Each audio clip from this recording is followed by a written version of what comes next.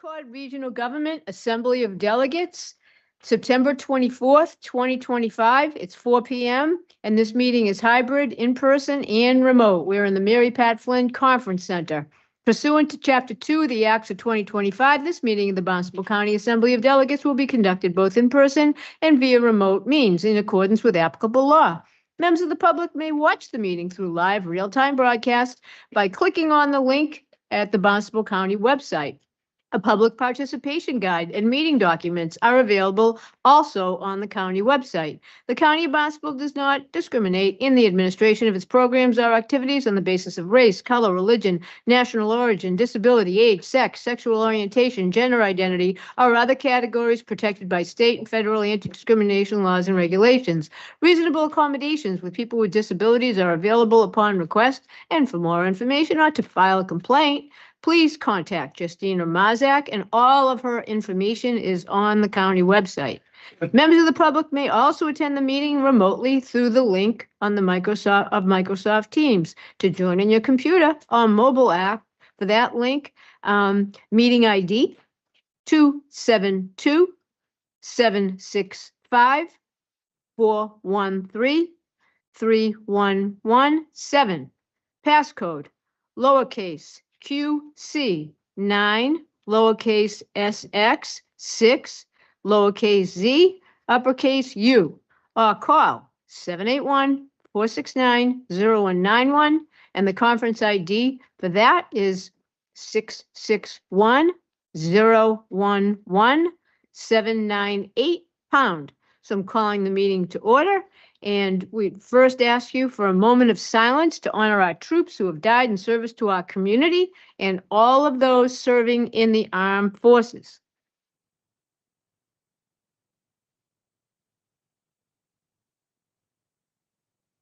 Okay, all those who would like to stand for the Pledge of Allegiance.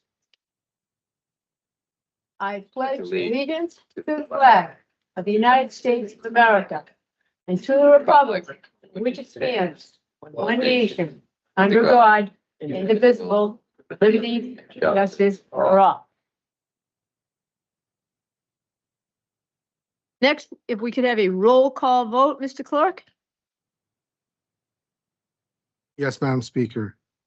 Delegate Frederickson, Here. Delegate Frizel, Delegate Fuller, Here. Delegate Gallagher, Here. Deputy Speaker Gasson, Here. Delegate Green, Here. Delegate Harder, Here. Delegate Killian, Here. Delegate O'Malley, Here. Assembly Dean Omen, Here. Speaker Potash, Here. Delegate Sampson, Here. Delegate Ty, Here. Delegate Warner, Here. Delegate Wyman Colombo. Here. Madam Speaker, you have a quorum with 14 delegates representing 95.49% of the county's population. Okay, thank you. Dean Omen, could I have a Yeah. motion to adopt the order of business? I move to adopt the order of business. Second. Thank you. Roll call vote, please, Mr. Clerk? Delegate Frederickson, Yes. Delegate Frizel, Delegate Fuller, Here. Delegate Gallagher. Yes. Deputy Speaker Gasson. Yeah. Delegate Green, Yes. Delegate Harder, Yes. Delegate Killian, Yes. Delegate O'Malley, Yes. Dean Omen, Yes. Speaker Potash, Yes. Delegate Sampson, Yes. Delegate Ty, Yes. Delegate Warner, Yes. Delegate Wyman Colombo. Yes. Madam Speaker, that motion passes with 14 delegates representing 95.49% of the county's population. Thank you, Mr. Clerk. I suppose we need a motion to move to the committee of the whole. Madam Speaker, so moved. Second. Roll call vote, please, Mr. Clerk? Yes, Madam Speaker, Delegate Frederickson, Yes. Delegate Frizel, Delegate Fuller, Yes. Delegate Gallagher, Yes. Deputy Speaker Gasson. Yeah. Delegate Green, Yes.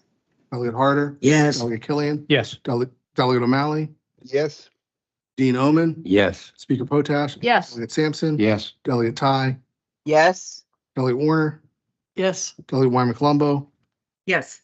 Madam Speaker, again, 14 representing 95.49% of the county's population. All right, thank you. So now we'll get down to business. Number 8 on the list is Regional Luxury Real Estate Transfer Fee Hearing. I'm going to call on Delegate Warner from Yarmouth to kick this off. You would? Delegate? Thank you, Madam Speaker. Good afternoon, everyone, and thank you for coming to this meeting today and bringing your thoughts with you, because we're very interested in hearing what you have to say, and what your concerns or non-concerns are. So the only thing I'm going to do is kind of give you a quick overview of where we are and why some of the confusion did occur. Part of it, I think, is due to the fact that there's a lot of back end stuff that won't be determined until the Assembly actually hears from the state legislature whether or not they're interested in a regional approach. And so giving you, just any information to fill it in is just not simply the way that we would prefer to go. So we're following the way that the proposal would flow, and that is to go to the state legislature once it's put together, which will occur at the over the next month into November after this meeting is concluded. During the period of time that this has been ongoing with the Assembly, which is since March, there have been a number of meetings. There have been a number of individual conversations with communities, with people, with residences, and to try to find a way to get as many voices as we can to see and hear what the pluses and the negatives are.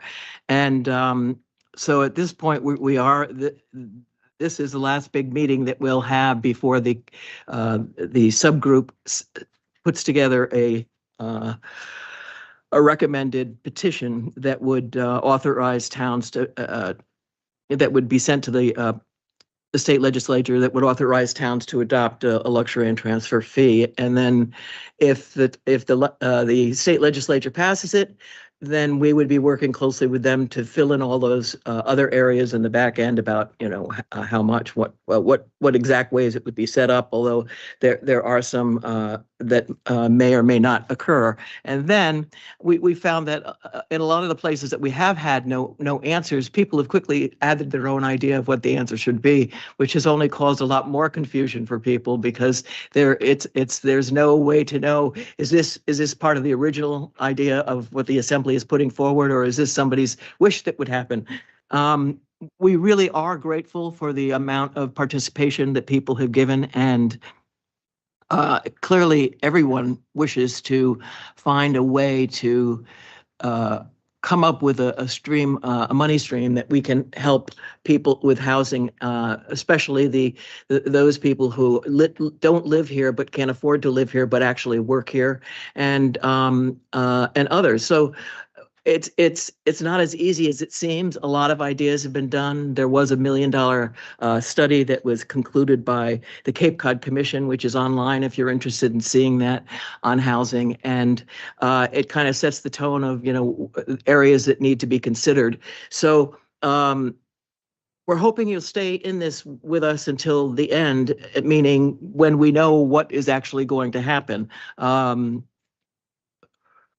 The biggest thing is we must find a way to bring in a revenue stream in order to move a lot of ideas for housing, and it's not just affordable housing. Sometimes it's new families just don't have enough for a down payment, so it might be a loan. We don't know exactly all those details yet, but we will before it actually begins to go into play, if in fact it is approved by the state legislature. And we have been asked to submit a petition that does provide a regional approach so that they can evaluate it with the other information they have and make an informed decision of the way that they would like to go. So thank you. I hope that today is informative for you and that you get the questions that you've brought answered. Thank you. Thank you, Delegate Warner from Yarmouth. I'm just going to review some of the information that went out to invited guests, and this also applies to members of the public. So this hearing will provide an opportunity for invited individuals and members of the public to share their perspective directly with the Assembly. Your testimony will be an essential part of deliberations to ensure any final proposal reflects the realities of Cape Cod housing challenges, the potential of a regional transfer fee to address them, and the need to tailor an approach to the unique circumstances of individual communities. We encourage people to speak, and it would be a 4-minute limit on your testimony. Speak about the scale or nature of housing local needs, the potential role of a transfer fee in creating new housing opportunities, considerations around rate, threshold, or exemptions that would be the most effective or equitable, and your thoughts on balancing local control with the need for regional collaboration, environmental, legal, and other oversight measures. You can talk about any of that. And just to summarize, that I think the Assembly is fully cognizant that in order for this to, to work, towns would definitely be able to opt in or out. So that is almost a gimme here. Towns will decide through their annual town meeting or through their town council whether or not they want to opt in or out. Local control is central. Each town would set its own rate, anywhere perhaps between 0.5 to 4%, with a threshold base of, it could be $1 million, it could be 5 million. That's up to different towns. So this is all, in its stages of development. Revenues from sales would be remitted back to the original town, directed to their local housing trust fund for year-round and affordable housing needs. Obviously, there's exceptions, and they would be, for example, family, court-ordered, deed restrictions, and commercial sales. And that's not an exhaustive list necessarily, just, putting these facts out there to ease some people's nerves, perhaps. And the administration would occur at the Registry of Deeds at the time of the transfer. The framework allows for discussion about the small amount dedicated to regional, set aside, and that's all to be determined as well. And I'll be announcing the drafting group at the end of this meeting and talk about more about a timetable. Deputy Speaker and Delegate Gessen, would you like to say anything before we start to hear from the community? Oh, I think Delegate Warner, the Speaker, you covered it really well, and it's encouraging to see a lot of folks in the community coming and working together on it and speaking today, because we're all really around here pushing in the same direction. The Assembly declared that there's a housing crisis on Cape Cod. It's something that's been abundantly clear for as long as I've been alive. And I'm looking forward to hearing a lot of constructive discussion today. And my encouragement to folks in attendance in person and remotely would just be to enter it with an open mind, give us your thoughts, your concerns, and then we can hopefully all work together as Cape Cod to put something together that makes sense for our community. Thank you very much. Mr. Clerk, who's first, if you know? I believe I see the county administrator. Yeah. Julie. County Administrator, Michael Dutton, would you like to step up? Are you interested in going first? Or no? Okay, fine. Commissioner Bergstrom, would you like to go first? Which sort of, Was he We're- here? I didn't even see. Yeah. My eyes are failing. yeah. I have an unofficial pecking order and I do see a hand up online. I have just a personal preference to try to take people in the room first. So we'll see if I stray from that or not. Welcome, Commissioner Ronald Bergstrom. Well, thank you. I mean, I certainly, as long as I've been a public official, I've been pushing for affordable housing back to my days and when I was a selectman in Chatham, and we did a lot. But of course, you have to do a lot, and the goals seem to be increasingly getting ahead of us with the population now that is basically priced out of the market. So I applaud the Assembly for taking this on, and I don't know what the final solutions are. I mean, I know you have proposals in front of you, but we have to understand that, as I'm sure you know, money is important, but it's not the only obstacle. I mean, the obstacle is the availability of land. There are political pressures against affordable housing. Unfortunately, as I know, having lived in Chatham for a while, some people are not happy about increased density, but whatever can be done to provide revenue to assist the towns in increasing their stock of affordable housing certainly is desirable. I go back to the ARPA funds where we distributed housing money all over the Cape, and it showed results, in Truro and Orleans and other towns where we contributed to affordable housing, which is now under construction or about to be dedicated. So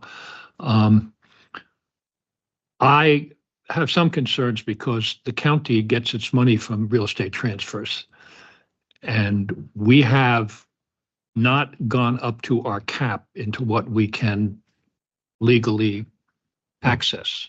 So we have room there. We've always tried to avoid going up there for contingencies. I don't know if this would affect that or not. All I can say is that, we're all interested in looking at the details of the finished product and seeing what could be done. I assume that this money will go from the registry to the county and from the county to the towns. Is that what the proposal is, Madam Speaker? It's not drafted yet, so, Okay, this is the informational time. an informational meeting. Well, I'm a big county supporter. We have the structure to do these things. So if we did collect the money and distribute it to the towns, proportionally, it would be an advantage than trying to create a totally new entity to do that. So it's a big obstacle, not a big obstacle, but basically you're looking at going into a tough market, and we have to consider, as been mentioned, not just people on the lower economic strata, but even people who are jobs, people who work here, people who work in the different towns who can't find housing. I don't know I think the medium house price in my town is like $1 million. So it would be, a lot of us wouldn't afford to live here if we had to buy now. So anyway, all I can say is that I approve the assembly taking on this issue. I'm anxious to see what you finally come up with. I'm sure the commissioners will give it, I know you're going to come, this is going to be a form of an ordinance, or you're going to go directly to the legislature. That's what I thought, yeah. Okay, well, and I'm sorry, I didn't have the mic on. You have 10 more seconds, so all right, well, then you're going to need need our approval. It'd be nice, and also the approval of our legislative delegation. And I know them a little bit, and of course, they are all for affordable housing. So I think you'll have a positive reception. Yeah, So thank you very much. Thank you. Appreciate it. Okay, anybody in the audience would like to go next, just raise your hand. And if I don't see any hands go up, I'm going to go to Andrew Gottlieb online because I do see his hand up. So ma'am, please, with a red and black shirt. We'll get to you after, Mr. Gottlieb. Red and blue. Red and blue. Thank you. Just please state your names and, because there's two of you from the same institution, I take it, you have a total of 4 minutes? Yes. Okay, please. Good afternoon, everyone. Thank you for hosting this forum. I'm Barbara Clarkson. I'm the Chief of Inmate Services and Programs at the Barnstable County Sheriff's Office. You want to do yours? Sure. So I prepared a short testimony that I will read. So my perspective is in my role overseeing reentry and the importance of where our individuals go once released. So thank you. As a representative of the Barnstable County Sheriff's Office, I submit this testimony in support of the proposed luxury tax initiative. At our facility, we are committed to helping incarcerated individuals rebuild their lives by providing them with meaningful opportunities to gain skills, increase employability, and ultimately reduce the likelihood of reoffending. As you well know, Cape Cod faces a housing emergency. One of the most overlooked yet deeply impacted populations are individuals who are currently or formerly incarcerated. For them, the barriers to secure housing are even steeper. A criminal record, lack of rental history, limited income, and a shortage of supportive services all contribute to a cycle that is hard to break. That is why a targeted luxury tax applied to high-end real estate transactions or luxury accommodations can and should be a part of Barnstable County's response. Such a tax would not impact year-round working residents, but rather ask a small contribution from those who are most able to afford it. In return, it would generate meaningful funding for permanent, supportive, and low-threshold housing that removes the unnecessary barriers that often prevent successful reentry into society. Low-threshold housing is especially critical for individuals reentering society. Unlike traditional housing models that may impose strict sobriety or credit requirements, low-threshold housing meets people where they are, offering a safe place to live while connecting them with services like mental health care, job training, and addiction recovery. These models have been proven to reduce recidivism, lower emergency service costs, and build healthier communities. On average, 40 to 50 individuals are released each month from the Barnstable County Correctional Facility. Many of them return to the community with uncertain long-term housing plans in place. Just this past month, between August 22nd and September 22nd, 76 men and women were released from our facility to Barnstable County under various circumstances. Some left for off-Cape treatment programs, only to return to the Cape once their program is complete, and others were released directly to the very environments they came from, many of which were unsafe, unstable, or not conducive to successful reentry. Studies show that formerly incarcerated individuals who have access to stable housing are significantly less likely to reoffend. Housing is the foundation for successful reintegration, and in a county where housing costs continue to outpace wages and availability, we need public investment strategies that reflect our values. We need to seize this opportunity to build a more equitable Cape Cod, one where everyone, regardless of their past, has a safe place to live and a real chance to thrive. Thank you. Thank you very much. You're welcome. Appreciate, and you have another 30 seconds. Okay, I'll go real quick. Colleen Wooding, Chief of Human Resources. So my take is from the employee side. One of the 10 largest employers on Cape Cod, the Barnstable County Sheriff's Office is proud to offer long, stable, and rewarding careers to the residents of Barnstable County. From correctional officers to 911 dispatchers to administrative professionals, we invest significant time and resources into training individuals for meaningful public service. But there's one critical thing that we cannot provide, and that's affordable housing. Today, 45% of our workforce at the Sheriff's Office lives off Cape. That's not always by choice, it's because they simply can't afford to live here.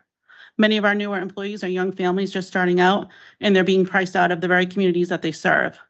We have many applicants from Plymouth and Bristol counties, not because they don't want to live here, but because they can't afford the homes in the area. I'm going to have to, Sure. yeah, just out of fairness. I Okay. wouldn't have known if you didn't come together, just, I'm But- calling you from but Mashpee. Yeah. But what I'm going to do now is I'm going to say thank you very much for Okay. coming. And I know Paul Nizwicki is in the audience and he's an invited guest. And then I'm going to go to some people online that I know we asked to come. So welcome, sir. You know the drill. Good afternoon, Madam Speaker, members of the Assembly delegates. My name is Paul Nizwicki. I am the President and CEO of the Cape Cod Chamber of Commerce. I appreciate the opportunity to be here today to speak in favor of the consideration of a regional real estate transfer fee as a potential tool to address Cape Cod's housing crisis. I don't think I need to spend a lot of time on discussing the problem. I mean, the median price for a single family home as of August in 2018 was $380,000. Now, as of August, $779,000. And that varies a lot from town to town. The average listing price in August was $925,000. Families need to be earning close to $250,000 a year to even think about entering the market, and the average median income for Barnstable County is around $94,000, depending what town you're in and what family size you're talking about. Almost 30% of the year-round workforce crosses the bridges every day, coming here to work. And to put it simply, we're losing the middle class. The people who made the Cape and protected it and cultivated this place can't afford to stay here much longer. First, let me begin with the good news. You know, a transfer fee applied to properties over $1 million has the potential to generate significant new revenue for housing solutions between 14 million and 16 million annually, depending on where the rate is set. That's not an insignificant amount. It represents one of the few scalable, sustainable revenue streams that we've seen put forward for housing in this region. Now those numbers are at properties that are valued at over 1 million. I think you might have a hard time these days setting the limit at over 1 million. So that could move and that would change some of those numbers. That said, I do want to offer a word of caution about expectations. Even at the higher end of the revenue projection, this is not the kind of money that will directly build large volumes of new housing on its own. It's not a silver bullet. What matters most is how these funds are deployed. And that's why we support a regional approach. Pooling resources at the county level allows for efficiency, scale, and the ability to take on transformative projects, things that individual towns could not accomplish on their own. And importantly, it creates the ability to invest quickly in strategies that deliver results. One of the most effective tools we see is a deed restriction program for year-round housing. With 37% of the housing stock on Cape Cod being second homes and 12% of the housing stock on the Cape being used as short-term rentals, with over 20,000, 42% of the short-term rentals in the state, our crisis is not just a shortage of houses, it's an occupancy problem. By strategically buying down properties into deed restrictions, we can keep more homes in the hands of working families faster than we can build entirely new units. This is a high-impact, cost-effective use of transfer fee, potential transfer fee revenue. I also want to raise one concern. I know you feel strongly about the town participation if this proposal is adopted regionally, but just to keep in mind that allowing in opt-in, towns to opt in and opt out could undermine the very purpose of the regional approach. I mean, the towns can do this on their own if they want to. So what makes the concept of a regional approach powerful is the ability to act together.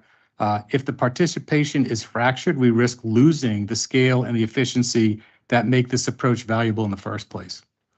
In conclusion, the Chamber supports moving forward with this discussion of a regional transfer fee, but we also encourage clarity before adoption on how the funds will be used.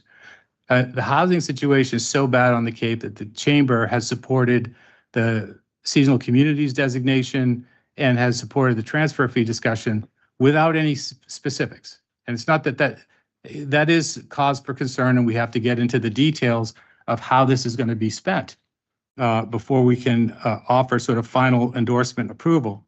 Setting realistic expectations and aligning revenue with proven strategies like deed restriction programs will be critical to success. 5-second warning, sorry. This tool alone won't solve our housing crisis, but can be an essential part of the solution if done thoughtfully, regionally, and with a clear plan. Thank you for your time and your leadership on this critical issue. And thank you so much for coming. Now I'm going to go to Andrew Gottlieb online. You were number 1, and then JR and DG will be 2 and 3. So welcome, Andrew Gottlieb.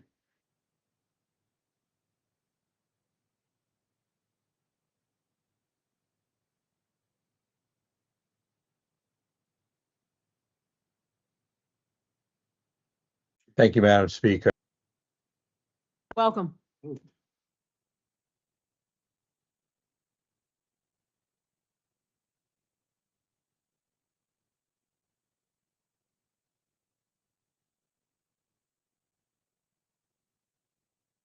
You could unmute yourself, Andrew. I'm sorry that you were muted. We had technical difficulty. Yeah, that's fine. Welcome. Thanks. And let's start again. Thank you. I appreciate the opportunity to talk to you today. Obviously, the housing issue is one that needs to be dealt with, but the lack of specificity right now is really problematic for Association to Preserve Cape Cod to be able to line up in support of this initiative. There are some important elements, some of which Paul touched on, that I'll amplify as well.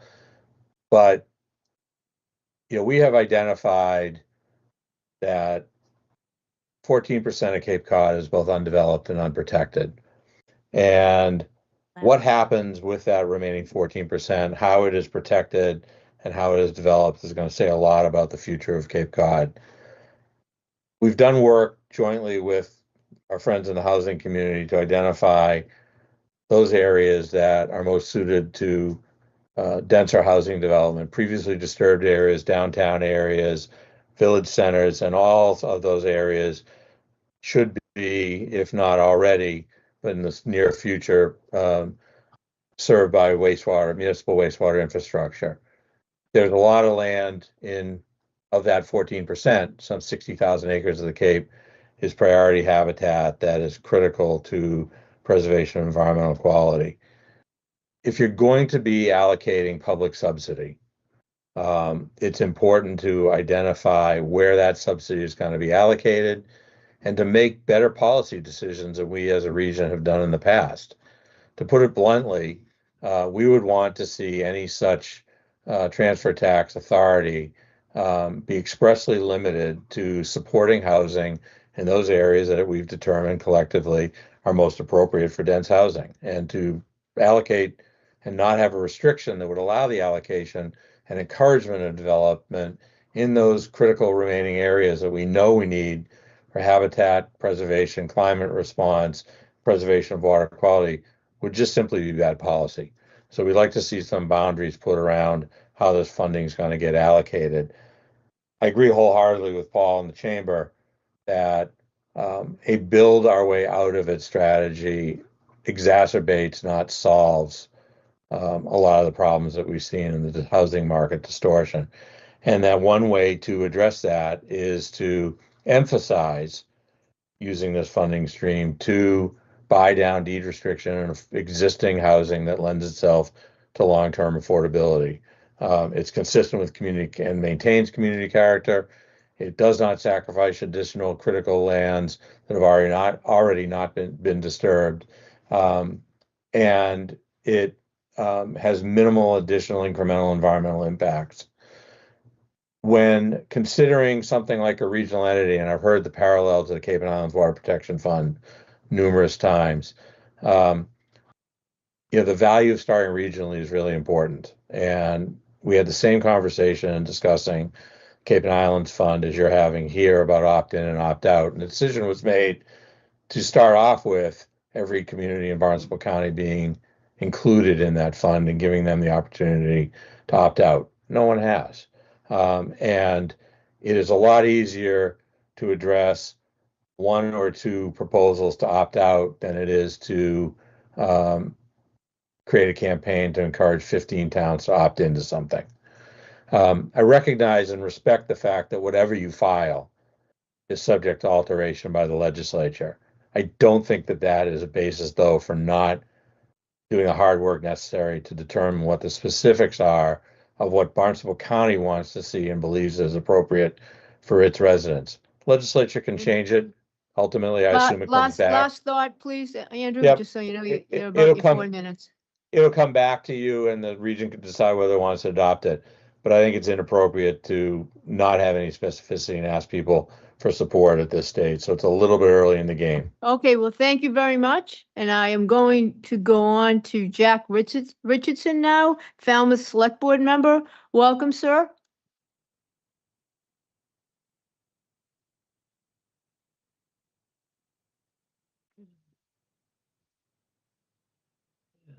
Good afternoon. Thank you for inviting me. Thank you, Madam Speaker, Deputy Speaker Gessen. Yeah, Paul really hit the head on the nail on how important this is in the statistics. The median home price here in Falmouth is north of $800,000. I don't look like your usual selectman. I'm 22, and the reason I ran and the reason I'm here today is because almost all of my friends have moved away and have no plans to return because they simply cannot afford to live here. This housing crisis is an existential threat, and you have all recognized that. But I wanted to push back at some of the bad faith lobbying done by the real estate industry on this bill. The greed of the real estate industry is why we are in this crisis, and the Cape and Island Association of Realtors trying to get this killed shows how good a policy that this can be.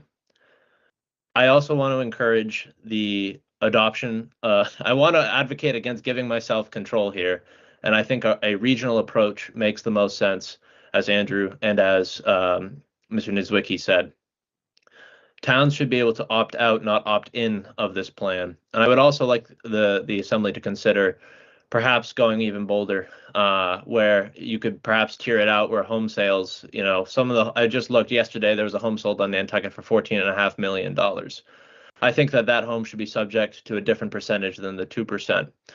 So I encourage the Assembly of Delegates to think large here. The scale of this, the scale of wealth on the Cape, truly is mind-boggling. The median home price in Falmouth rose over 40% since the pandemic. You've all heard these numbers before, and you don't need to hear them again. But I don't want you guys to be afraid of the lobbying and the bad faith actors in the real estate industry, and really think about the working people here on Cape Cod who want to afford to live here. Think of our seniors who are forced to move out of homes they live their whole life. And when we look at the cost of rising affordability on people's everyday bills, the cost of energy bills increasing, there's no way that we can increase taxes on our residential populations and expect them to be okay with it and expect them to afford it. At the same time, the uber rich are moving to Cape Cod at a level we've never seen before, and they deserve to pay their fair share. This is the best opportunity, and I thank the Assembly for taking this up, and I really encourage you to go as bold as possible as you can. Thank you for your time. And thank you very much. Whoa, sorry. I'm just going to shut my clock off, reset. Okay. DG is David Gar.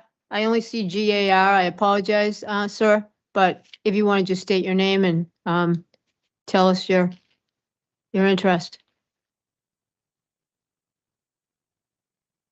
Garrison, David Garrison, welcome. You just need to unmute. Waiting on that.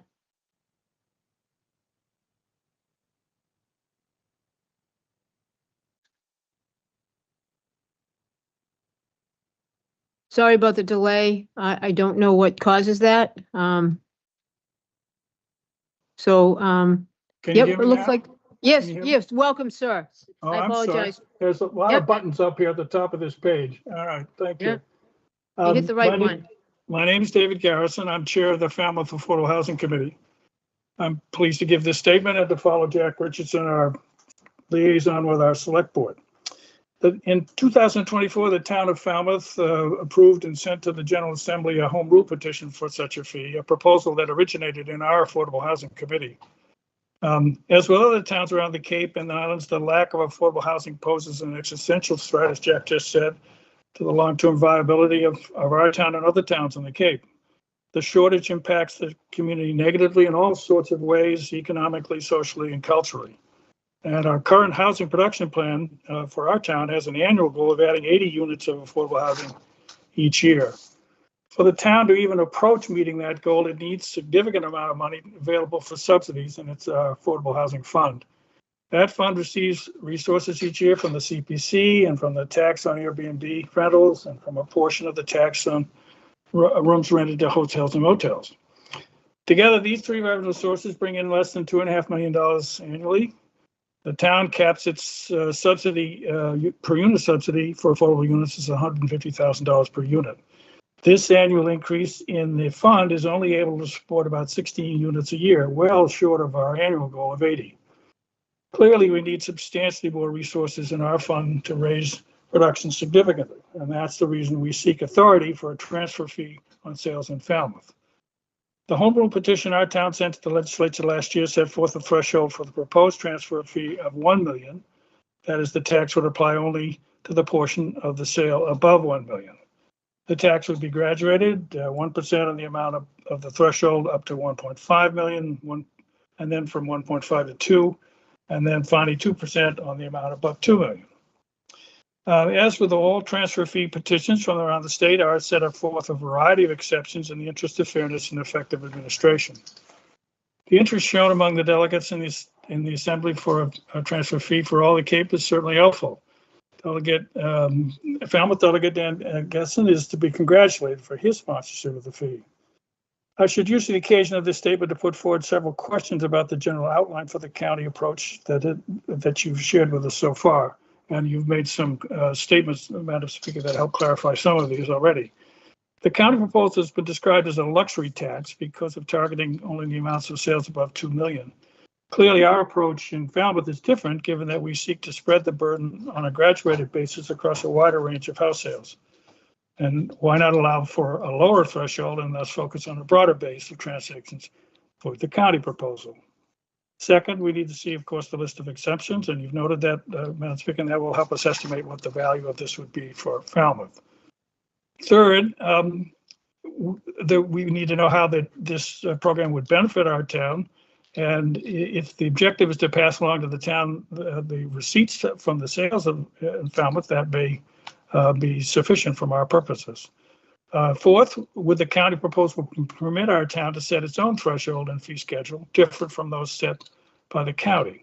If Falmouth could set its threshold and fee system, would the county still have the authority to apply its fee on top of the town's fee?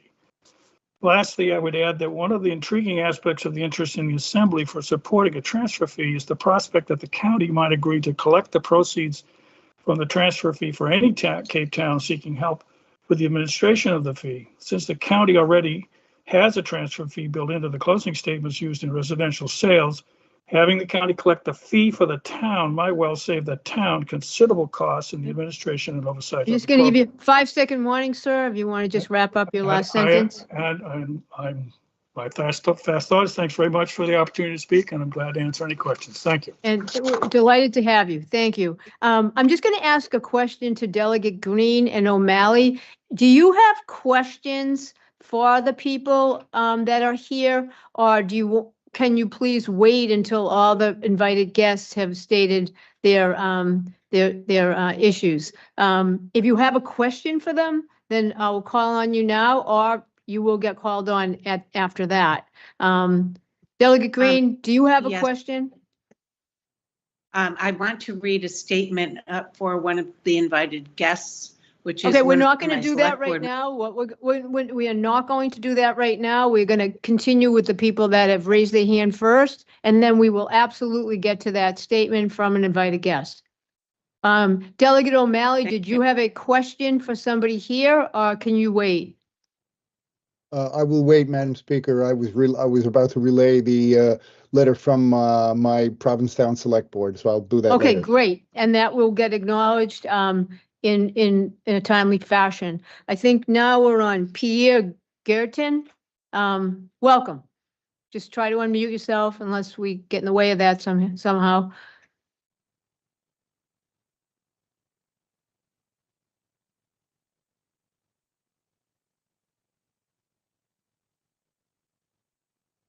Pierre Gerton, can you hear me? Gerton?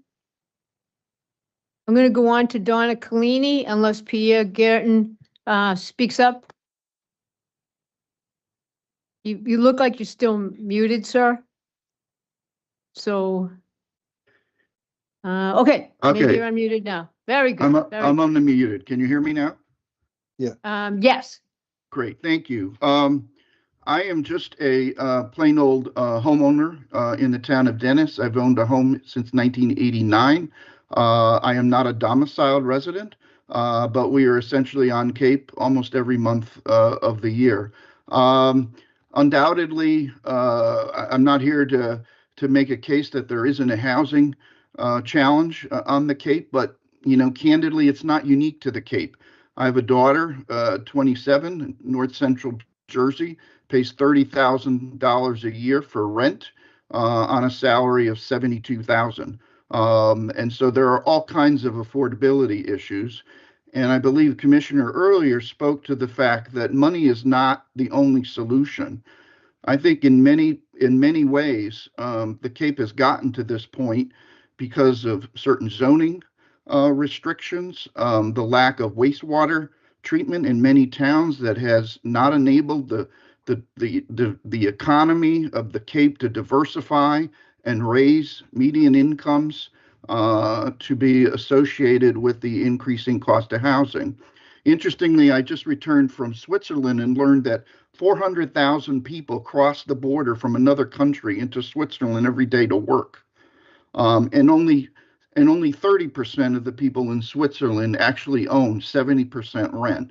So this is an issue. So all over the place. So what wanted to speak to today is what concerns me a little bit about this is the lack of detail on how it's going to be used.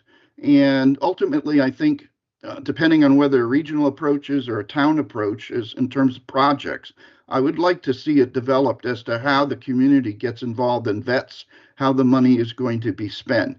And at some point, while we appreciate the opportunity for, quotes, public investment in housing, what's the real need? How much? Is it infinite? How much is too much in terms of whether the marketplace is disrupted and otherwise we cause further dislocations and exacerbate the issue? The other matter is, as it relates to the plan that I've heard, which is 2% on properties proceeds of 2 million and above, I think if there's a strong support for this, I think the base should be much broader, okay? And the use of graduated rates. And it's unequivocally unfair to think that somebody has an exclusion up to $2 million, but once your home becomes 2,000,005, you lose any opportunity for an exclusion. So I think everybody should have an exclusion up to a certain amount. Is that $1 million? And then graduate the rate, the next 1.5%, the next 1.1, 1.5, 2, and maybe over 5 million, 3%. I don't know. My impression is a lot of time has been spent on figuring out the math and how we develop a pool of money, but there's not a lot of understanding how much is really needed, how it's going to be used, and ultimately how we vet as a community those expenditures. So I'm going to have to ask you to say your last words. No, that's fine. The only thing I would say is also, I think the sales price that's taxed should be reflective of the seller deducting those legitimate closing costs that are recorded in the closing. All right, thank you very much. And now we're going to go on to Donna Kalanick. Welcome, ma'am. Thank you for providing the opportunity for feedback. My name is Donna Kalanick. I'm the Assistant Town Manager for the Town of Brewster. I'm also the Town Manager's designee on the Brewster Affordable Housing Trust. On September 15th, Carl Friesel, Brewster's Assembly of Delegate Representative, appeared in front of the Brewster Select Board to both provide information about this proposed initiative and to solicit feedback from the Select Board. I'm here this afternoon to provide that feedback and give a brief overview of the Brewster Housing Program. The Brewster Select Board was in agreement that the role of the county should be to advocate as a regional entity for the real estate transfer tax and to potentially be the administrator of the funds.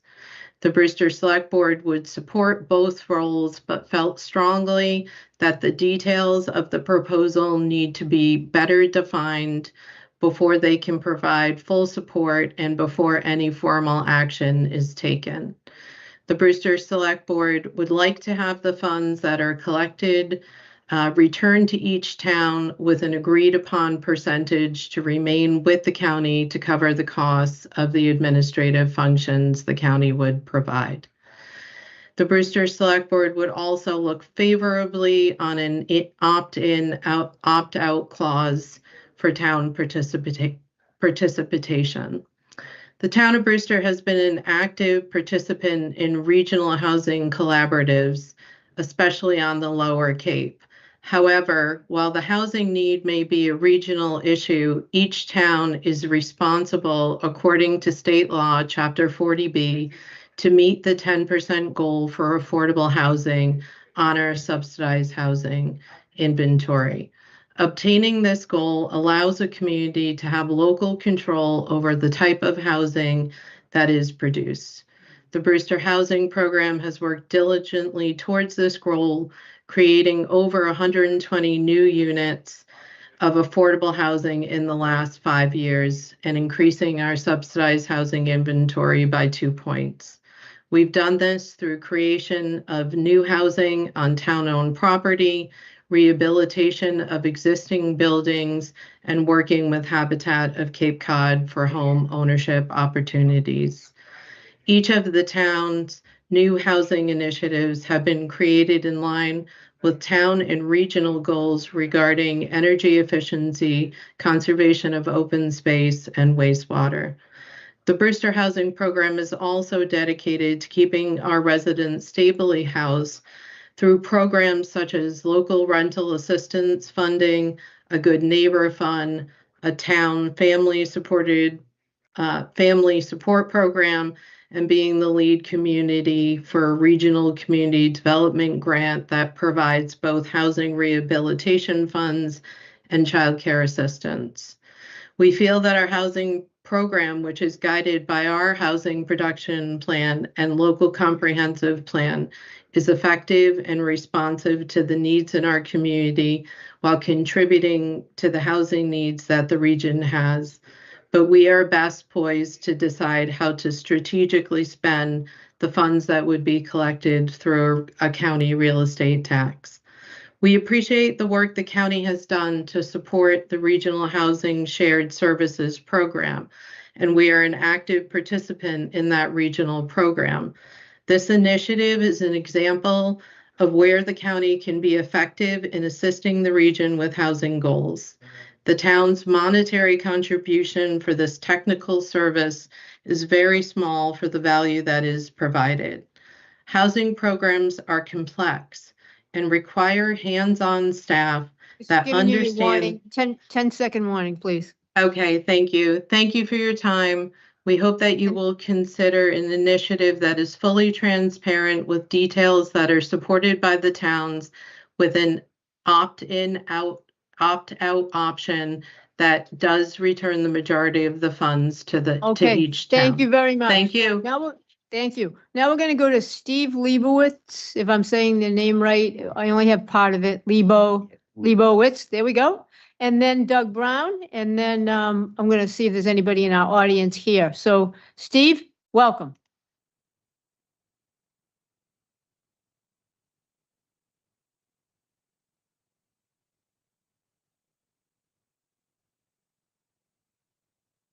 You have to enable your mic, or somebody has to enable your mic. Ian hopefully is going to enable your mic, and then we're going to have a smoother transition. Okay. Steve, can you try to enable your mic? And then we're going to see if we have a problem here.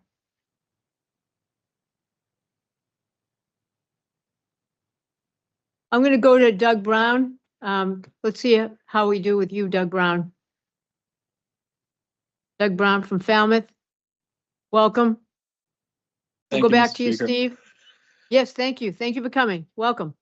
Yes, I just want to speak briefly in favor of county taking action on this. As I spoke last time when we brought this up at your meeting, that Falmouth had petitioned for this home rule legislation and didn't get acted on.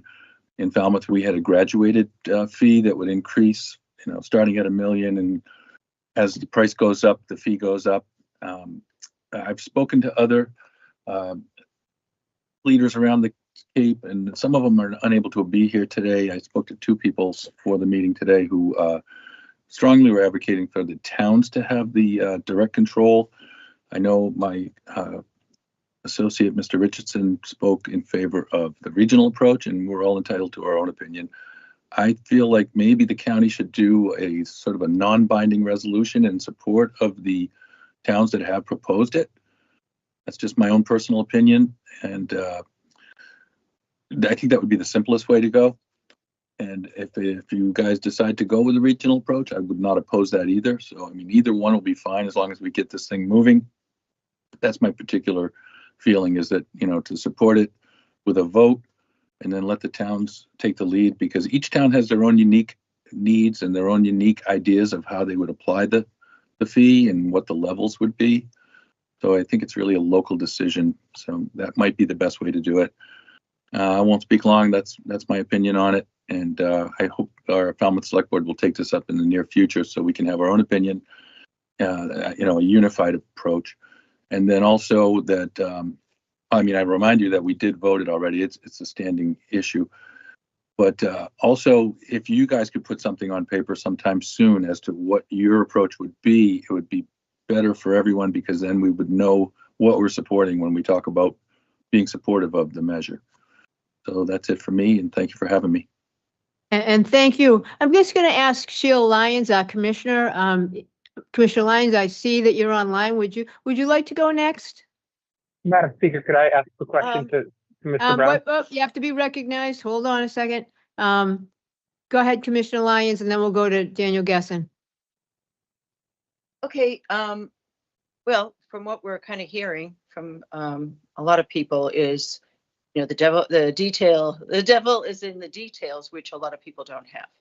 And I think that Andy Gottlieb expressed that very well.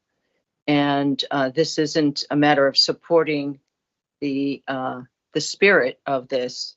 It's just that a lot of people, and I did hear this a lot from different towns at One Cape, they just don't understand what it is, and they don't want it to interfere with the efforts that they're trying to do, such as a good example is Falmouth, as they've expressed it. So that's really all I have to say. We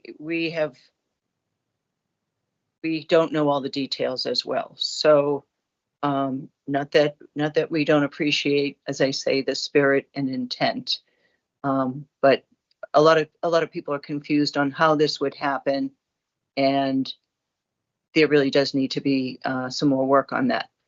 And that's about all I have to say. Oh, well, thank you, Commissioner Lyons, and I just will note that you are also a select board member in the town of Wellfleet. Deputy Speaker, would you like to ask a question? Sorry. That is a little bit of the feeling in Wellfleet as well. We have our own issues that we're dealing with, and not sure if this is going to impact that or not. And we don't know what it would impact the county's ability to deal with its own transfer tax in the future. So there's things to think about.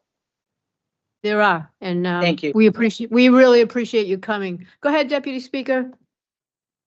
I had a question for Mr. Brown. I'm not sure, is he able to unmute still?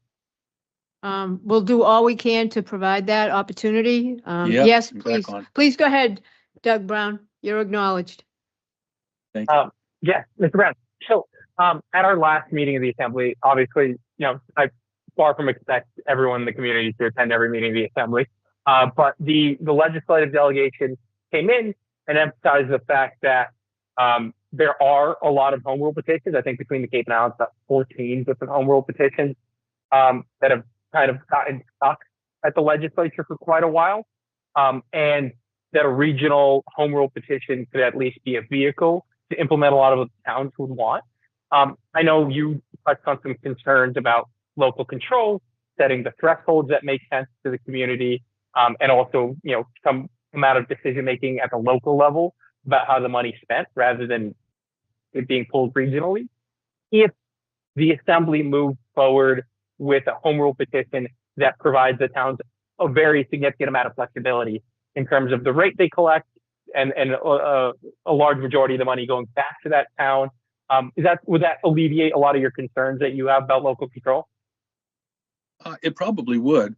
But like I said, you got to put it on paper so we know what we're talking about, because right now we're talking about an idea. And I mean, we all agree, I think, that it's a good idea. I haven't heard anybody speaking against it, really. So I'd be happy to take a look at it, and you might change my mind. Perfect. Thank All you. right, thank you, Mr. Brown. I'm going to go now to Gloria McPherson she's from the town of Chatham. And welcome, Gloria. Hi, Randy. Thanks. Hi, everyone. Hold on a second. Get my camera on. Hi. I'm the Housing and Sustainability Director for the town of Chatham.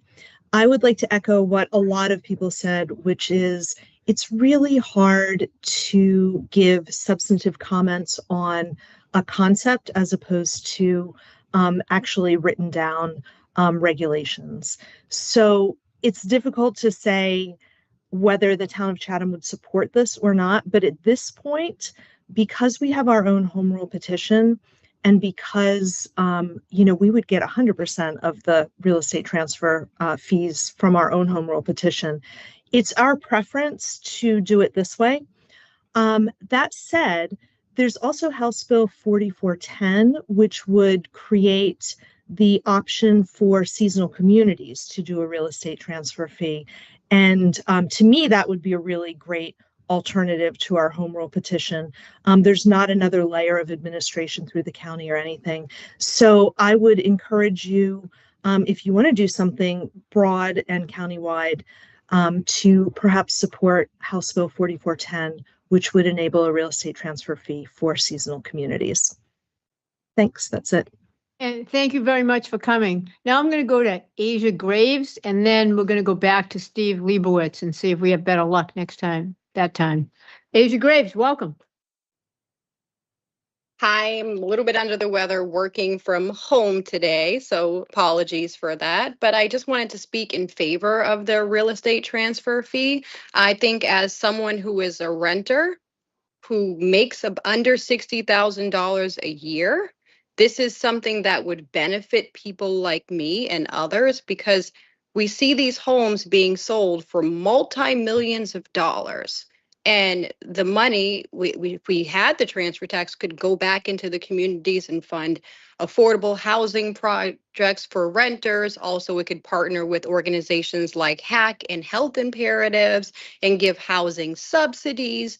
There's a lot of different things that we can do with this real estate transfer thing. It's not a one size fits all. Each town's going to have different things that they may want to do. But as someone who rents, who looks for rentals here in Hyannis, Falmouth, and other areas, the average rental is over $2,000, $3,000, which means you have to make at least $72,000 to afford that as a renter. And that's something that most renters are struggling to do. And most younger people under the age of 40 are constantly leaving Cape Cod because they cannot find affordable housing in their area. And that's problematic. We're going to lose our future workforce. We're going to lose the people that actually work within our community. And that's your people who work in the restaurants, people that work in your dry cleaners, people that pump your gas. This is something that is beneficial to those of us in the community who are not selling multi-million-dollar homes. The average person under 40, I know, on the Cape, can't afford a single one of the homes that they see here. And the real estate transfer fee would only cover, I think you all are doing 2 million, 3 million. That's a lot of money for selling a property. Personally, I think in general, I know that my family, who is working class, I was on my own since 14 years old, raised myself, went to the military, went to college, did all of the things. But when the next generation can't afford to live within the communities that they work in, we have a problem. Yes, the state needs to do something, but we all know how long it takes for the state of Massachusetts to pass anything. They pass less than 700 bills per year. Yes, we live in a great state, but we need to make sure that everyone in our community is looked after, not just the people that have 5, 10, 15 million, $20 homes. Their estate taxes have already been reduced. Other taxes have already been reduced. If you're going to sell a multi-million-dollar property, yes, you should have to give a little bit back in general. So I believe I'm in favor of this. I want to make sure that my generation can be here, can live, work, and reside in the communities that they come from. We shouldn't have to drive in from Boston or other areas. Boston is ahead of the Cape on these things. They've been put their home rule petition in and others, but we're not getting that done fast enough. And I'm glad that the county is actually trying to step up and do something for this working class on Cape Cod. So thank you. And I hope you guys move forward with this. I know that people are have qualms about the specifics and things of that sort. We have a housing crisis. We have to do something now. We can work out the details as we go and with the community, but I think we need to do something. And I'm glad that our county is at least standing up and trying to do something. Thank you. So Your thank 4 you. minutes is almost up. That's all I have okay. to say. I just wanted Very to say good. that this is important. And Thank I you hope for you guys coming. move forward. All right. Steve Leibowitz, sorry about the technical difficulties earlier. You're very welcome. Please go ahead. Thank you, Madam Chair. I was just, I'm switch up my microphone and speakers, and I think I'm good now with that. You've certainly heard a lot about, the devil is in the details on this, and there's been a lot of fantastic ideas put forward by previous speakers. So I don't want to go into those again. I have faith that the subcommittee that's going to be appointed will work diligently and be able to present those. I'm speaking probably mostly as a member of the Advisory Council of Make Hunger History, which is something that Project Bread is doing statewide, and I'm the only person from the Cape that is on that advisory panel. And one of the 5 things that we are looking at that affects hunger and nutrition for people all over the state, particularly here on Cape Cod, is the root causes of this. And certainly when you're talking about Cape Cod, a root cause of people having access to healthy food, good nutrition, keeping their own health and well-being intact is the cost of housing. We know from Cape Cod Commission data that a significant number of people here on the Cape are spending 40, 50% or more on their housing costs. And that affects so many other things in their lives. So I'm using this time to re-emphasize the need to do something. This is obviously not a cure-all, but it is absolutely one of the things that we need in the toolkit to move forward. A little of the research I did on, what this would mean, just throwing some numbers out. I was looking at some 2024 data and put out there, was like, well, what if there was a 1% transfer fee on $1 million or over? What would that mean in terms of revenue? And it came in slightly higher than the 14 to 16 million that we heard before. And the other piece that I think is important is that in terms of the real estate market itself, the luxury home sector on the Cape is extremely strong right now. There was an article in the Globe in July, and I believe the numbers were that in the first 5 months of this year, home sales over $2 million were up 35% from the previous year. And again, that kind of emphasizes the difficulty of living here on Cape Cod, and also the opportunity that we have to make a difference. As I said, you've heard some great testimony. I think you have some great ideas to go forward with, and I appreciate your time. And we thank you for coming. Now I'm going to go to John Wolf. I understand you are the Select Board Chair in Wellfleet. Welcome.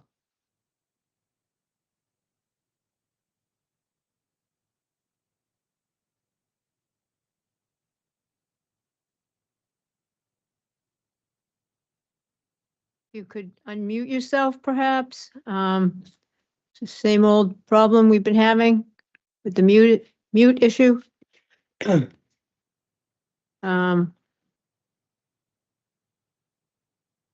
to go to the audience, Mr. Wolf, and come back to you. Is there anybody in the audience that yes, ma'am, with the green sweater? I saw your hand up first, and then we'll go to the gentleman with the on the left-hand side of the room. Yes, welcome, ma'am.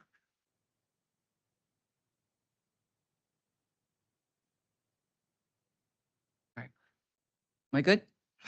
Okay. Yes. My name is Wendy Walker. I'm from Sandwich. I had prepared a little statement, but after listening to everything that has been said today, I think I'll skip most of it, but most of the speakers are representing government and how they think it's going to be great for their town because what they can do with the money. I'm here as a citizen. I live in Sandwich. My mother lives in Sandwich. My daughter lives in Sandwich. I was born here.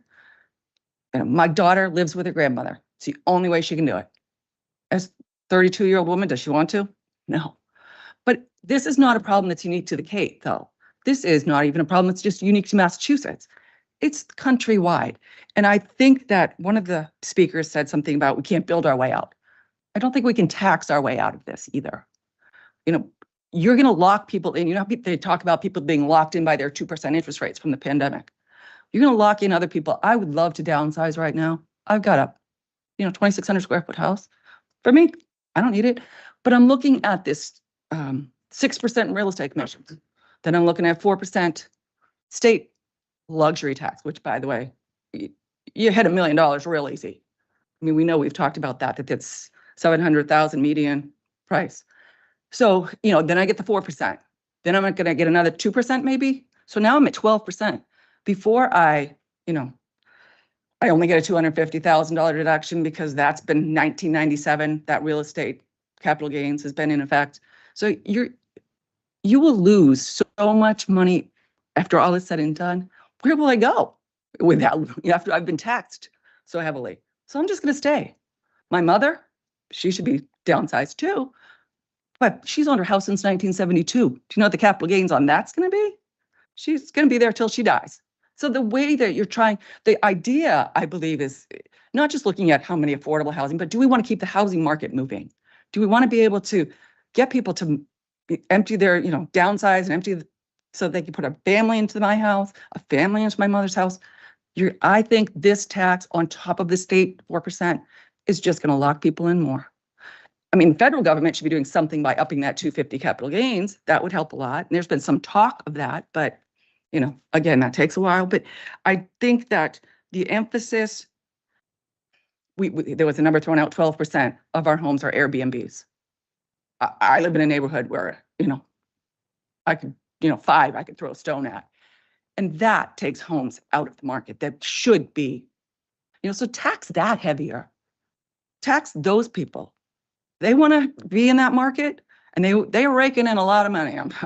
I've got the neighbors that do it, but that's where the taxes should come in. They're taking the houses out of circulation. It seems to me that taxing, the senior citizen that wants to downsize some more is the wrong approach. I know that there's a need for something to be done, but I think just like not building our way out of it, we shouldn't tax our way out of it. Thank you very much for coming.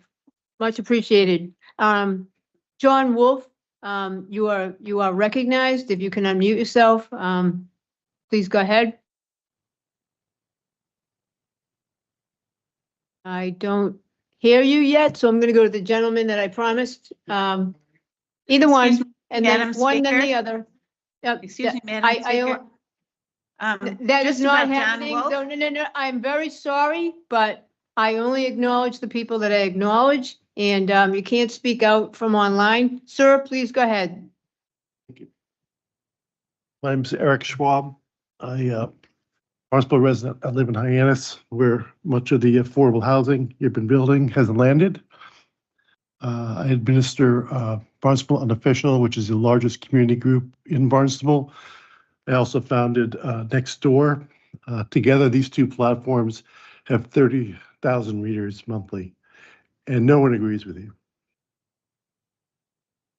I've been an active participant in several efforts to stop oversized developments in Barnstable and Falmouth, including Save Twin Brooks, Save Sandwich Road Now, and we're currently running a campaign, Pleasant Hill, Save Pleasant Hill Lane, where a developer wants to bulldoze a wetlands to put in 40 units. I'm also on the November 4th ballot. I'm running for commissioner of Barnstable Housing Authority. If you want sensibly scaled affordable housing in Barnstable, I'm asking for your vote. Housing has been a serious challenge as long as I've been on the Cape, 25 years now, but calling it a crisis should not mean we rush into broad, permanent new taxes. I don't know, as I mentioned, I don't know anyone who supports this feat. Other than government officials. And we're all concerned that this tax, once established, will never go away. If it's a crisis, it should be a temporary tax once the crisis passes. So what are the metrics to measure the crisis and determine it's over? Right? I mean, we won World War II. We knew we had won, and we left. We lowered the taxes after that.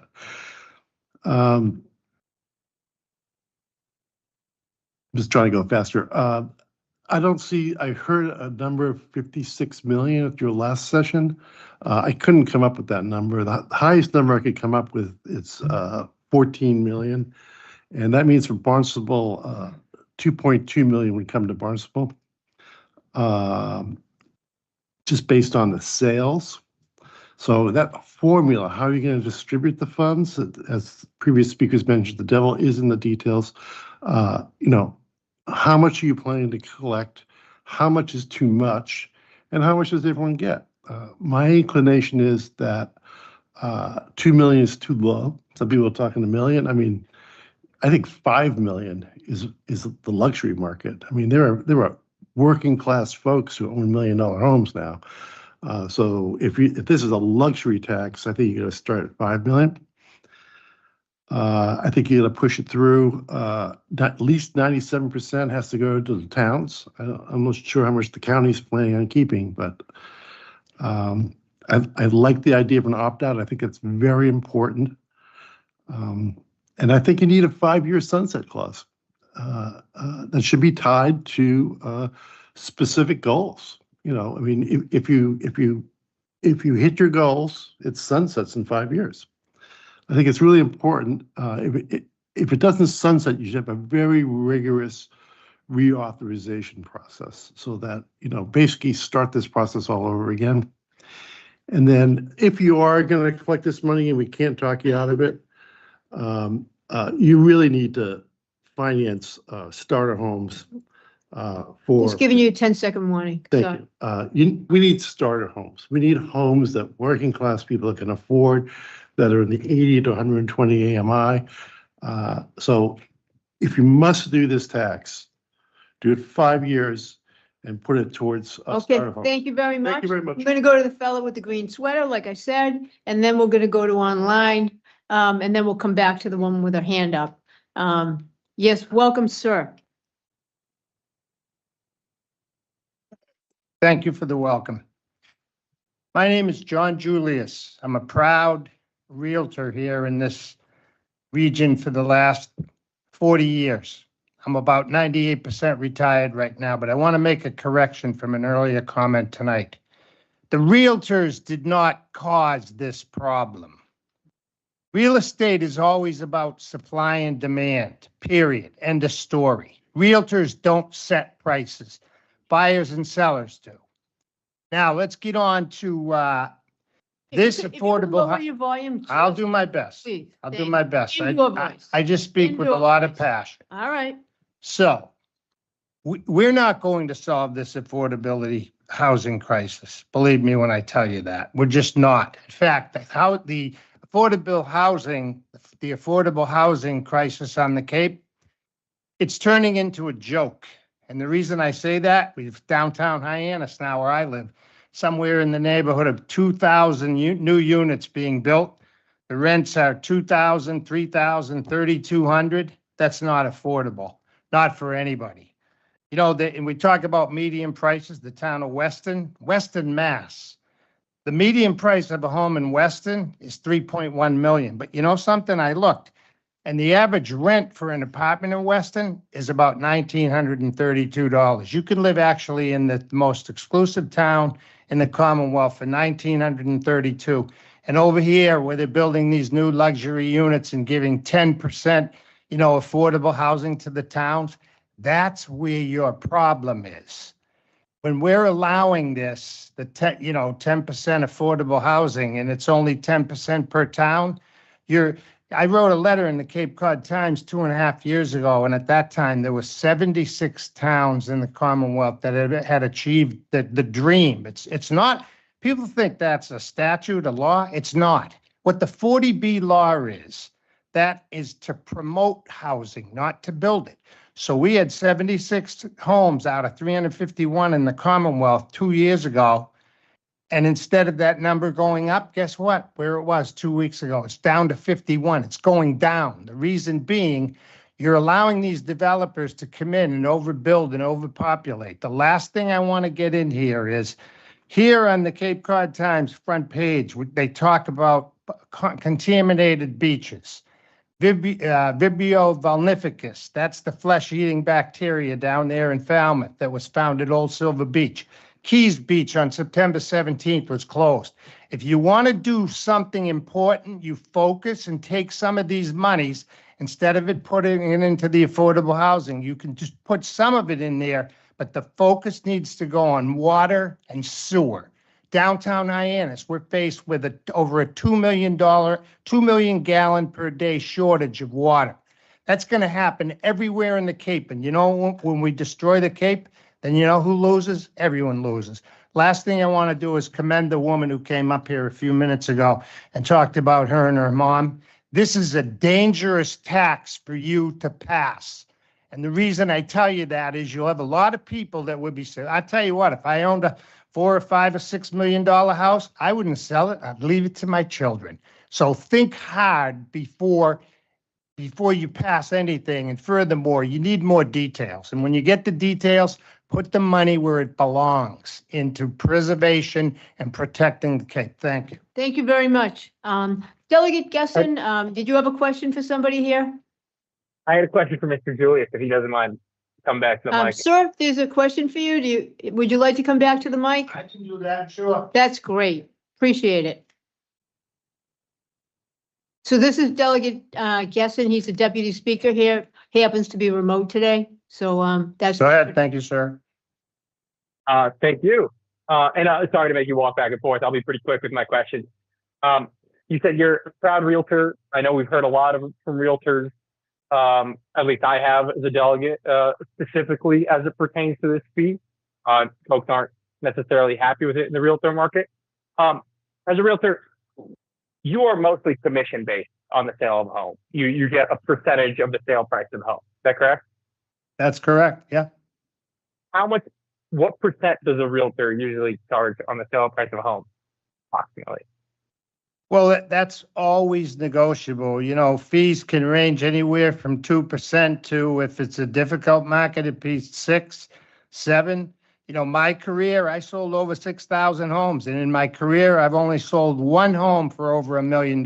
So I'm not one of the guys who sells the $1 million waterfronts. I wish I was, but I didn't. So and last question, the 2 to 6% fees that realtors charge up to 7%. Do y'all lower the fee when the home is less than $1 million, or when it's a working class home being sold? Is the fee smaller, or is the fee across the board for no matter the price of the home? Well, the fee is never across the board. The fee is, again, always negotiable, and the fee is usually commensurate with what the market is doing at that particular time. In a red hot market, and I walk in and somebody says to me, hey, I'm not going to pay you or your company 5%. I only want to pay you 3%, and I have to negotiate. And again, it's commensurate with whatever the market is doing at that time. I can tell you back 25 years ago, when the market was extremely difficult, we would sell one home every 8 months. Then we were, as realtors, we started a trend, and we were going in and listing homes at 7%, but we were offering out half of that fee to the co-broke agent, and that worked because there was a greater reward for that agent to come in and help us sell the home. So I can tell you, realtors are great people. They're not evil people. They're not greedy people. Most realtors, like in my career, you work 12, 14, 16-hour days. You're on wherever you are, and your phone's ringing 24/7. My hat will always go off to any realtor because I've been one again for 40 years, and I'm proud of it. Thank you very Mr. much. Julius. That's all I got. Yes. Hopefully we can find a fee that's can you commensurate take with our market. All right, Delegate Gessen, I'm going to let Delegate Harder have a question here, and then we're going to go to John Wolf. We finally see the whites of his eyes. We've been waiting. Thank you, Madam Speaker. My question, I do not believe realtors are evil. But my question is, do you consider your commission a tax? Because this is not just so you know, have you ever done real estate off Cape Cod?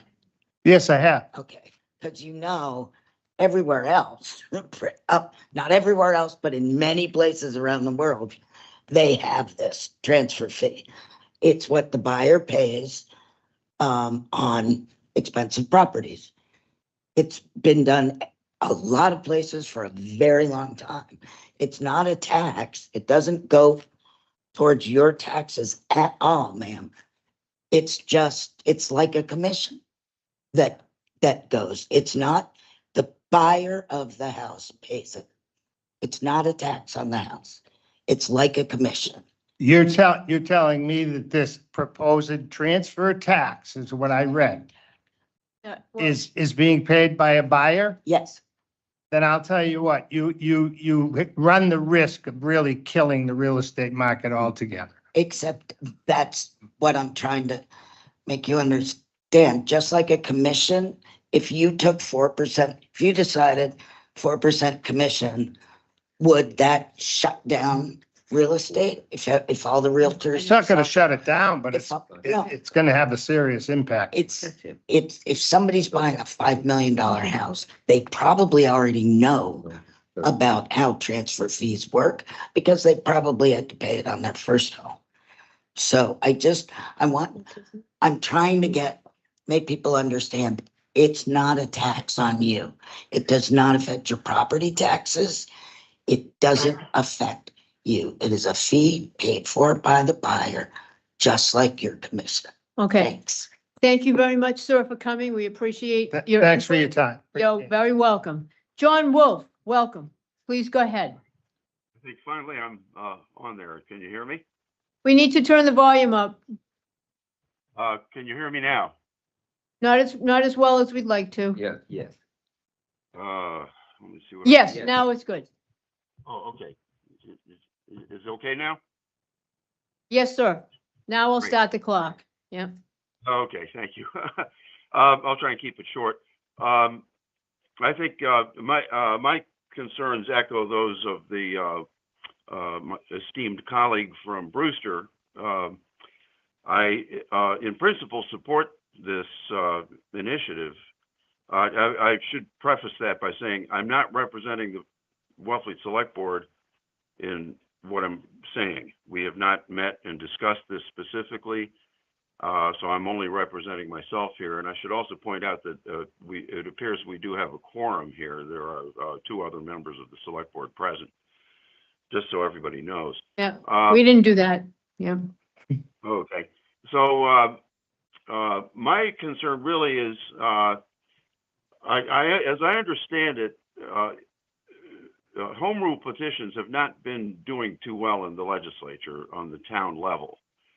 I understand that there might be some more horsepower if it's done on the county level.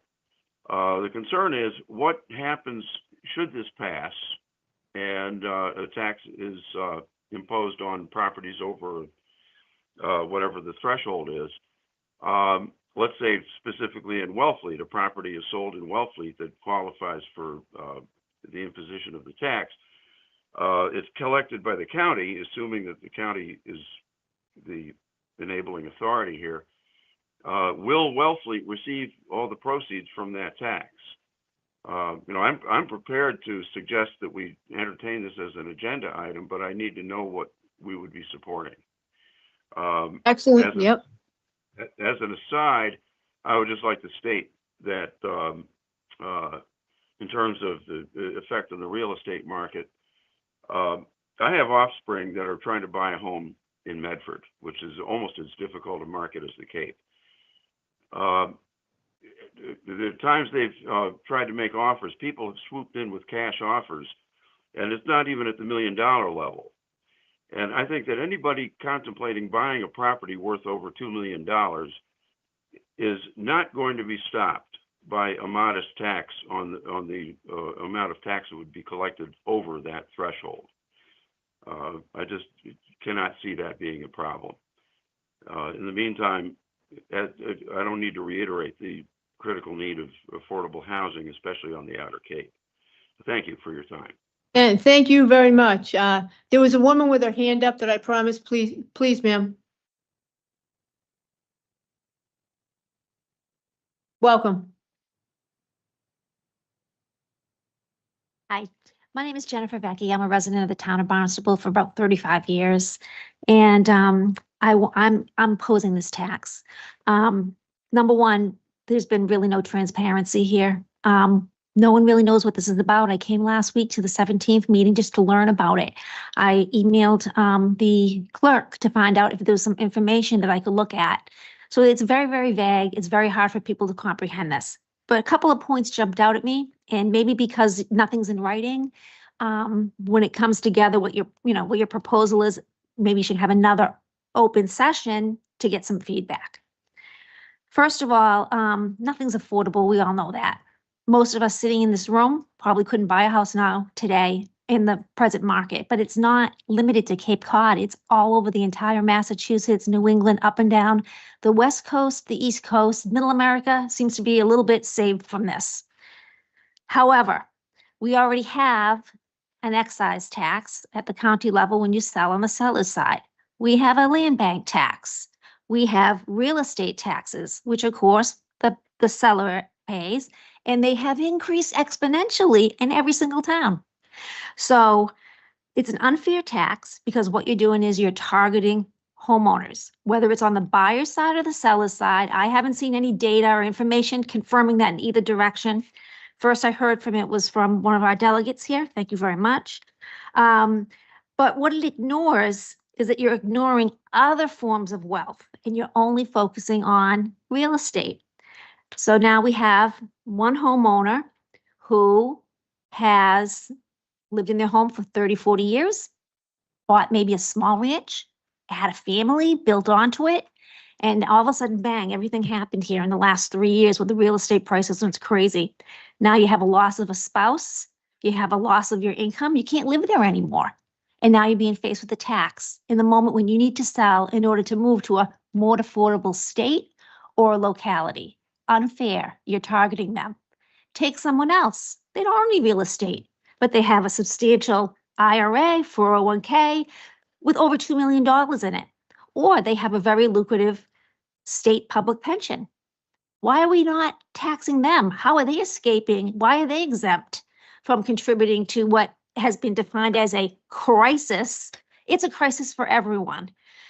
Couple of other points I would like to make is that we don't have a shortage of housing on Cape Cod. We have a shortage of rentals on Cape Cod. I don't know if you drive around these neighborhoods are thickly settled. Lots of ranch neighborhoods. Many of us live in these neighborhoods. It's the hostile environment that has created, in part, and I think it's complex. It's not one single thing that has contributed to this. It was a perfect storm, more to say. You know, you had the COVID, and you have now the increased cost to build. It cost $80 for a sheet of plywood. It was $20 before the pandemic. So it's not affordable. Everything's gone up, and the energy bills are going up even higher. So it's not just the rent. Federal government has contributed to this. HUD has set standards for a minimum rent on the housing vouchers. So it is indexed up skyrocket, somewhere around $3,000 for a 3-bedroom home. That's outrageous. That's more than most of our mortgages have ever been. So we have seen the real estate market in Massachusetts and on the Cape go up and down like this. We've had crashes, we've had booms, but I assure you, what goes up must come down. And I oppose this. I think it's unfair. And I think you should just let the market take care of itself. And remember, Massachusetts is probably the most generous state when it comes to subsidized housing and welfare. And that apparently is not going to stop. People need to own a piece of it. Just keep handing out money for subsidies and rent. They never acquire wealth and they get stuck in that welfare trap. Thank you. Thank you very much. Delegate Green and Delegate O'Malley, would you like to now read the statements that you referenced before? Starting with Delegate Green, your hand had been up first. Thank you, Madam Speaker.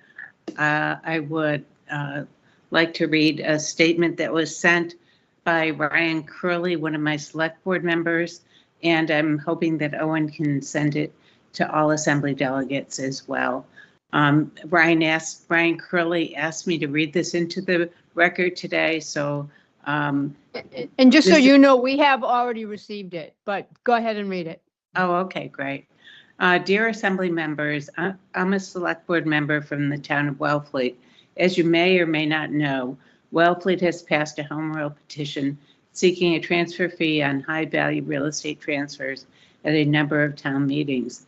Conceptually, it's an idea that I'm strongly in favor of. I realize that the legislature is unlikely to grant the ability to have a transfer fee on a case-by-case basis.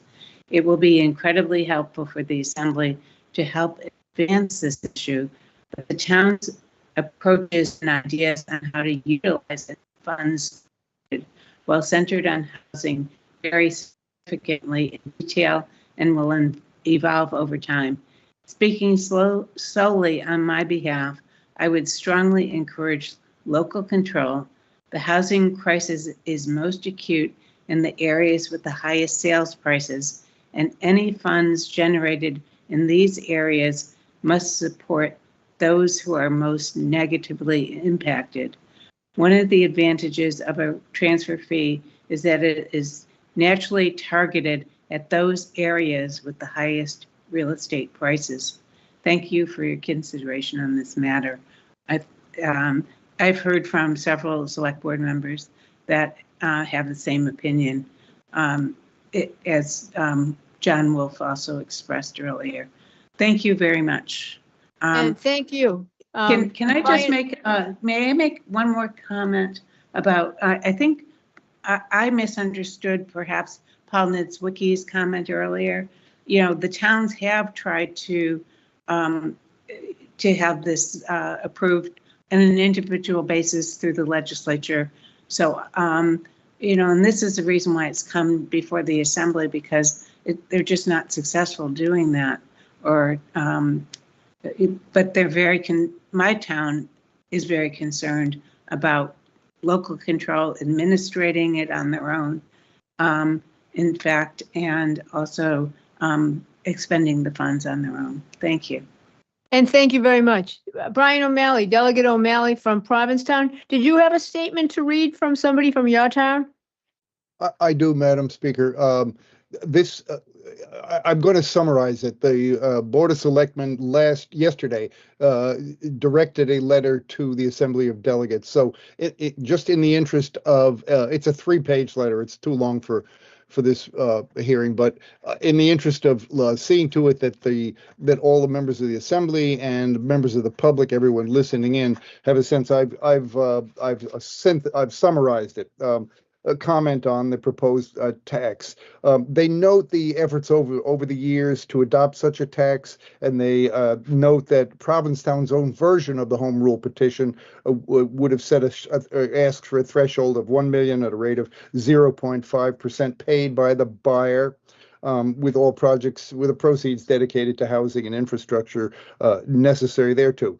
They express the reservations about, quote, sending money generated in our town to a county entity that is only in a conceptual phase, and go further to say our priority would be for the money generated in town to stay here. And I don't think there's any argument.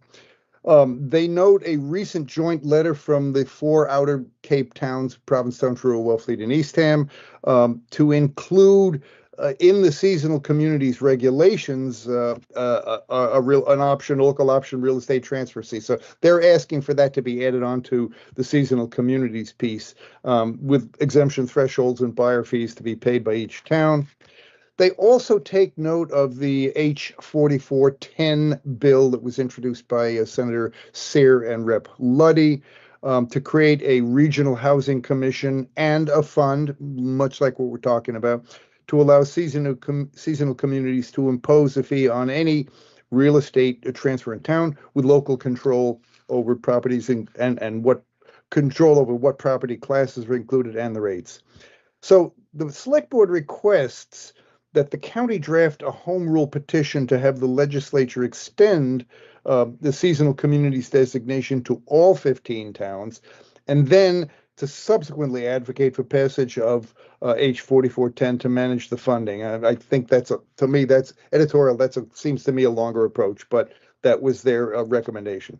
They do say that if the county does go ahead and pursue the local option real estate tax, that it would have these features. Number one, opt-in authority and local control, flexibility of design with a rate between 0.5 and 3%.